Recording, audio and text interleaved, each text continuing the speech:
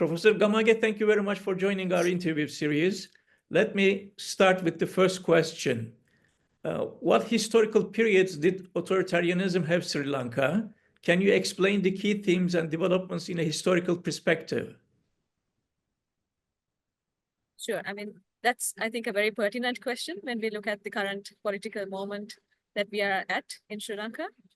When we look at authoritarianism within politics and governance in Sri Lanka, I think that it is possible to identify within the particular kind of authoritarian politics that we see, colonial legacies, especially British colonialism and the legacies that it left in Sri Lanka. So when the British colonial powers exerted their power and consolidated their power within Ceylon at the time, they used a particular set of laws. They established a particular set of institutions, state institutions, and also deployed a particular ideological discourse that was used to consolidate and foster their rule at that time. And we see in the post-independence context how the authoritarian elements within these institutions, laws, and ideas, they continue to inform the post-colonial state formation process in Sri Lanka. So the British colonial period is definitely one of those key distinctive moments that we can identify in authoritarian politics in Sri Lanka. And then in the post-independence stage, we observe how authoritarianism plays out within the democratic institutions that are formed in the post-colonial state. As a key example, if I were to give you, is the Executive Presidential Office that was established after the 1977 Constitution.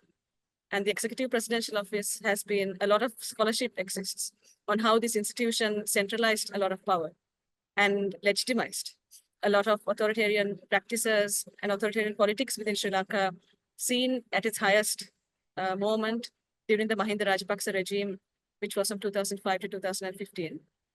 And besides the Executive Presidential Office, I think it's also very important to mention that authoritarianism was seen in its most explicit form in the ethnic conflict that played out in the country from 1983 to 2009. And the militaristic, the way in which the ethnic conflict was played out, it was won by military means in 2009 by the state. And the ideas of majoritarian Sinhala-Buddhist nationalism that dominated the state and popular discourse during the conduct of the civil war, as well as in the post-war context. All of these have authoritarian tendencies because they are very exclusionary, a very hegemonic majoritarian nation-building process is what we see. And in the process, we see that many minority groups, whether they are ethnic, gender, religious, they get excluded from that state formation process. So I think I will end it there. All right.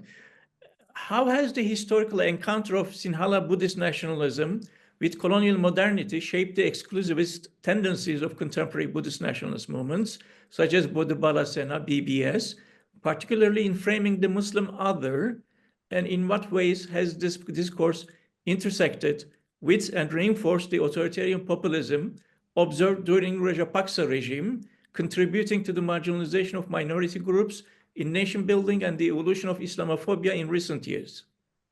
Yes, I think that question is a very important one, because when we look at the Sinhala-Buddhist or the Buddhist nationalism that we see gaining a lot of momentum under the Rajapaksa regime, and we look at the type of Sinhala nationalism that gathers momentum, especially in the early 20th century, we see that the logics of this early Sinhala-Buddhist nationalism that was spearheaded by nationalist figures such as Anagarika Dharmapala, this ideology was largely formed in the context and in response to the racial hierarchies and the logics, the colonial logics of the British colonial force at that time. And so nationalism was forced in response and in reaction to the racial politics and the development politics of the colonial forces.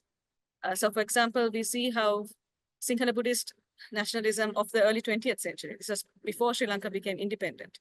They would often mimic colonial logics by identifying minority groups within Ceylon at the time as being inferior to the majority Sinhala group, and as being responsible for the material impoverishment that we see within Ceylon among its local population at that time. And with that kind of framework or logics of Sinhala-Buddhist nationalism, we see the powerfulness of it as those logics continue to be reproduced even in the post-colonial context. And as you mentioned, within the Rajapaksa regime, because the ethnic conflict was won by military means during that regime, the post-war context, we saw a lot of military jingoism and majoritarian nationalism being given a lot more state patronage, and groups like the Bodubala Sena, which you mentioned, gaining more momentum and more airtime, especially on social media. And I think the future of nationalism is something maybe we can discuss in one of your future questions. But yes, I think I will end it there. How do you interpret Anura Kumara Disanayake's presidential victory as a reflection of Sri Lanka's populist political trends, particularly in the context of economic crisis and disillusionment with traditional elites? What does this suggest about the relationship between economic instability and populism in the country? And what does this signify for the future of populist politics in Sri Lanka? Yes, the election of Anura Kumara Dissanayake, the current president of Sri Lanka, occurred in the context of, as we all know, 2022 economic crisis and the country entering, declaring itself bankrupt by 2022. And this year, we have President Dissanayake, who runs an election campaign that is largely run on an anti-establishment narrative and an economic populist narrative of us versus them, of the corrupt elite versus the ordinary people. And this narrative is very powerful because it occurs in the immediate aftermath of the largest economic crisis that the country has faced since independence. And the roots of that crisis been attributed to a governance crisis of a political elite that is so disconnected with the ordinary public, a political elite that is so corrupt that they misuse and steal public finances to the point where the country has become bankrupt. And so within President Disanayake's political rhetoric, we certainly identify elements of economic populism in his identification or his party's identification of the issues that we face, but also in the solutions that they offer. So we saw during the campaign a lot of populist promises, such as salary hikes of public servants or taxation cuts. But I think before I end this answer, I would like to add that this form of economic populism did not start with President Dissanayake. We saw elements of it in more left-oriented governments that came about in 1994, as well as even when Gotabaya Rajapaksa, the president who came into power in 2019 and who was ousted by the popular protests. He too was a populist politician because he comes from outside the establishment political class. And he also had this narrative of cleaning up the corrupt and inefficient political system. So I think it's important to kind of situate President Disanayake's populist politics, the populist politics that we can identify, within a longer trajectory of populist politics within Sri Lanka. All right. The Janata Vimukti Paramuna JVP has evolved significantly from its past. What role has this transformation played in its appeal as part of the National People's Power NPP coalition? And how does this align with global trends in left-wing populism? In your view, how has the JVP transformed its populist appeal to distance itself from its violent past? And what lessons can other populist movements learn from this evolution? Yes, I think this is a question that has triggered some interest when it comes to even external observers of Sri Lankan politics, which is that this coalition called the National People in September, November this year. Within the MPP, the main and only political party is the JVP, which you mentioned. And the JVP is a political party that has led two communist insurgencies in 1971 and 1988, failing which it entered parliamentary politics. It re-entered parliamentary politics in the 1990s. While the JVP has had a more left, revolutionary left, and more Sinhala-Buddhist nationalist politics, the NPP is observed to move more towards the center in its economic policies. So it can be defined as a center-left party, but certainly there's more centrism and pragmatism in play, especially after the NPP has come into power. And with regard to race and this Sinhala-Buddhist nationalism, the NPP has adopted a much more progressive stance, such as being accommodating of power devolution towards minority-dominant areas. And so in terms of lessons for other populist parties, especially in terms of accessing state power and being elected to state power, it seems that the NPP identified that being more moderate in its economic policies resonated more with the public, as well as it resonated more with important international stakeholders, such as the IMF in Sri Lanka. What is your assessment of the populist strategies used by Dissanayake and the MPP, particularly in mobilizing grassroots support through anti-corruption and transparency narratives? How sustainable are these approaches in governance? How does the MPP navigate the tension between economic nationalism and international obligations, particularly in the context of foreign policy and development projects? Yes. Dissanayaka's kind of mobilization of an anti-corruptive narrative, I think this is one of the key narratives that he and his party really mobilized during these elections. And when we observe other examples of left populist or left movements that gathered popularity around the world, this is not something uncommon. Anti-corruption is a very powerful narrative. And within Sri Lanka itself, we have seen past governments such as the Yahapalana government in 2015 coming into power on a good governance, anti-corruption kind of mandate. And even as the anti-corruption narrative is very powerful, as you mentioned, the question of sustainability comes. Because on the one hand, when you identify corruption as the main problem, that also means that the current system works, and what is needed is to make these small fixes in terms of governance issues. What this does on the one hand is that it prevents a bigger conversation, a broader conversation on more structural reforms on the one hand, and it also primes the public to expect very short-term and immediate outcomes of relief. And so with the NPP government, we see this to some extent. So far, on the anti-corruption front, we have seen highly publicized, small level, either legal cases being opened up, but not at the high level of corruption yet. And so to what extent the NPP will deliver in terms of accountability and justice on the large-scale corruption issues, which involve very powerful politicians of the old political establishment. To what extent the NPP is politically willing to do this, and also to what extent there are legal mechanisms that would allow this. So for example, the NPP has promised the recovery of stolen assets during capital flight from the country. So are there laws that can permit these stolen assets to be identified, and then for a recovery of these assets? That is a big question that is there at the moment. But the time is ticking for the current government, and it will have to deliver on some fronts, if not economic growth, at least on this anti-corruption mandate. How do you see the collapse of Tamil legacy parties and the emergence of new political actors reshaping Tamil nationalism within Sri Lanka's broader political landscape? Could this fragmentation weaken or strengthen the Tamil political struggle? Yes, I mean, this is something that, especially in the parliamentary elections last month, we saw in Sri Lanka how the establishment mainstream Tamil political parties, but also the mainstream Muslim political parties, they suffered electoral setbacks, perhaps for the first time in the country's history.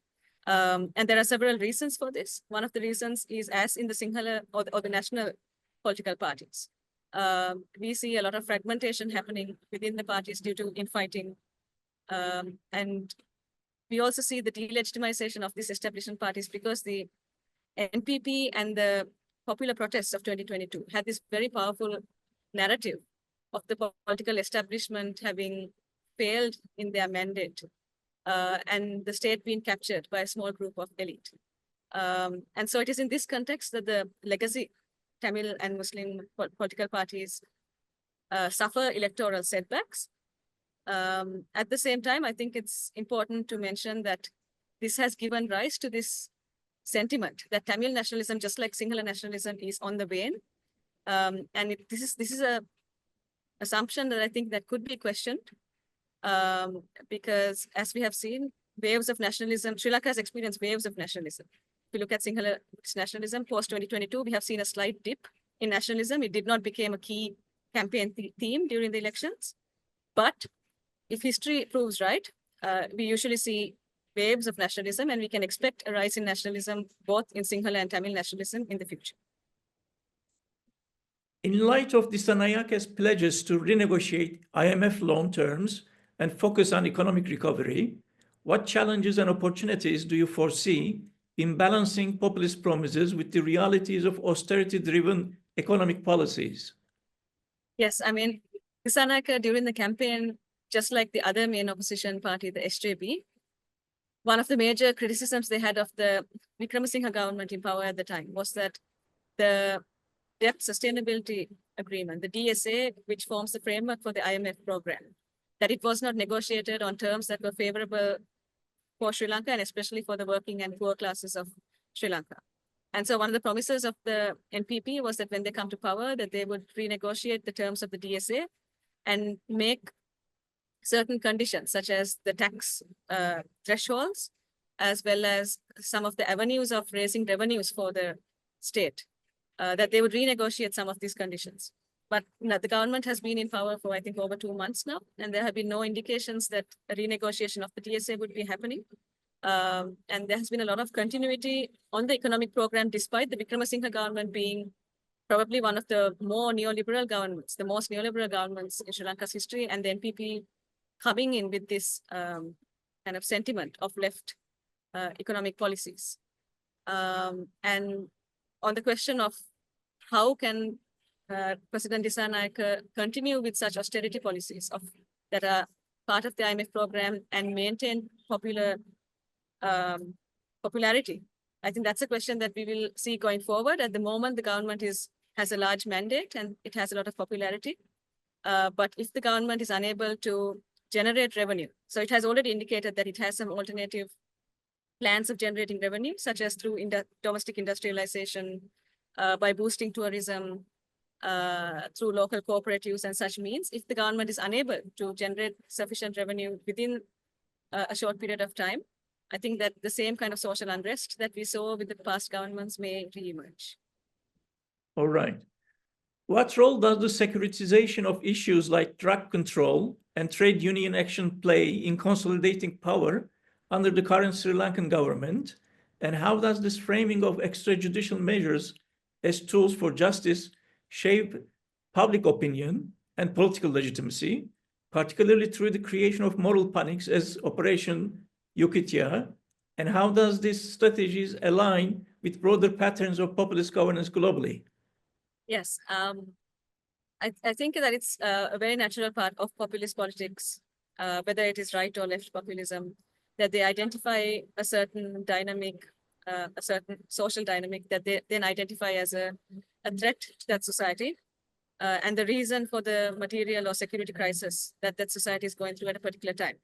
And so during the last government, the Wickramasinghe government, we saw them raising this idea of campaigning or like pushing forward this idea of Operation Yuktiya, which is a anti-drugs campaign, and kind of creating this moral panics, as you identified, in then trying to legitimize an increased role for the police and an increased securitization of the social space. Within the new government, the NPP government, they have indicated that they will continue with this program. However, as I mentioned before, the new government is still very popular. We see the need to mobilize these kinds of moral panics when government's popularities decrease. And so on whether this government will emphasize or play up issues such as the drug issue or other security issues, I think that will come into play only as the current government's popularity wanes in the future. How do populist narratives in Sri Lanka address or sideline ethnic and minority issues? And what implications does this have for long-term reconciliation and inclusive governance in the country? Are there similarities with other populist leaders across the world? Yes, I mean, this is something that is quite distinctive to the NPP's left politics, not necessarily with other countries of the world, but distinctive when we look at past Sri Lankan left nationalist politics, because the othering of Tamil and Muslim minorities in Sri Lanka has been a popular political instrument that past governments have used, including left nationalist governments such as the Mahinda Rajapaksa government, if we can characterize it as such. The NPP was distinct in that during this election cycle, it did not really mobilize a strong Sinhala-Buddhist nationalist narrative. It instead advocated for more exclusive ethnic inclusivity. And we saw this as well in the 2024 November elections, where the NPP really wins a mandate across the island, including within the minority dominant areas. And so this is quite a unique moment for Sri Lanka, perhaps only parallel with what happened in 1994 when a similar national space was created. And so in answer to your question, I would say that if you identify the NPP's politics on one level as being left populist, it certainly was on the economic level and not so much on the identity or ethnic level, where the NPP has, I think, maintained quite a strong, inclusive narrative when it comes to ethno-religious groups. And we see this in its kind of push for a new constitution, in its push for power devolution to smaller territorial units as a more sustainable solution in terms of reconciliation. And to what extent this provides a lasting solution to the national question, the ethnic question in Sri Lanka, I think remains to be seen. Okay.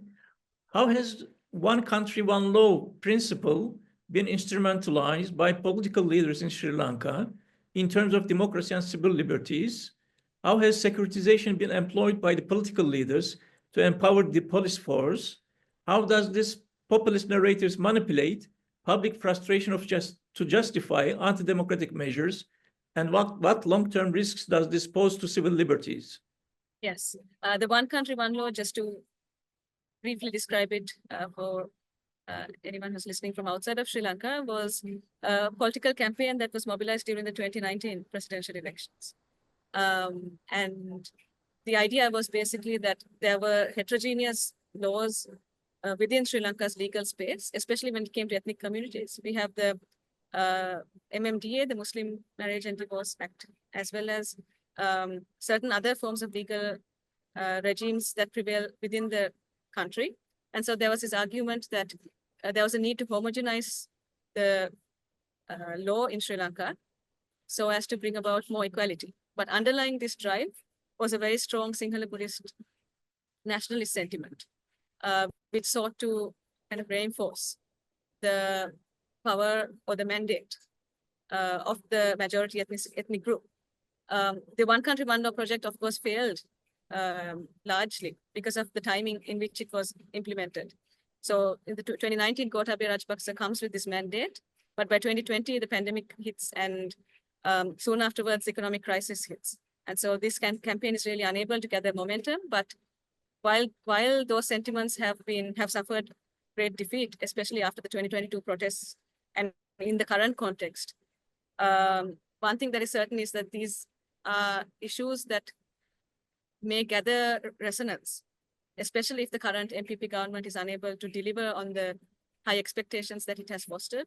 We have seen in neighboring India that the idea of uniform civil code is something that has certainly taken off. It has a great deal of public legitimacy. And whether such a mandate once again enters Sri Lanka's political space, I think that there is certainly a possibility in the future. How has the socioeconomic fallout in 2022 played into the hands of victory of Anara Kumara Dissanayake, leader of the Left National People's Party? Yes, I mean, as I mentioned before, it's the economic inequality and the dispossession of the people that was exacerbated by the 2022 economic crisis. People there was always high levels of inequality and poverty in Sri Lanka, but that got accelerated in a very short period of time, and people felt it immediately because of the very long hours of power cuts and in the disruption of access to gas and fuel and such. And it was in that context of economic crisis and the disruption to people's everyday livelihoods that there emerged a lot of anger, anti-establishment anger within the people who identified their current situation in the poor governance of the political elite at that period. And Andrew Kumar Dissanayake was able to very successfully mobilize that anger within the protests, even though the NPP did not really play a leadership part within the protests. It was able to mobilize that anger successfully to win the landslide victory that it did in November.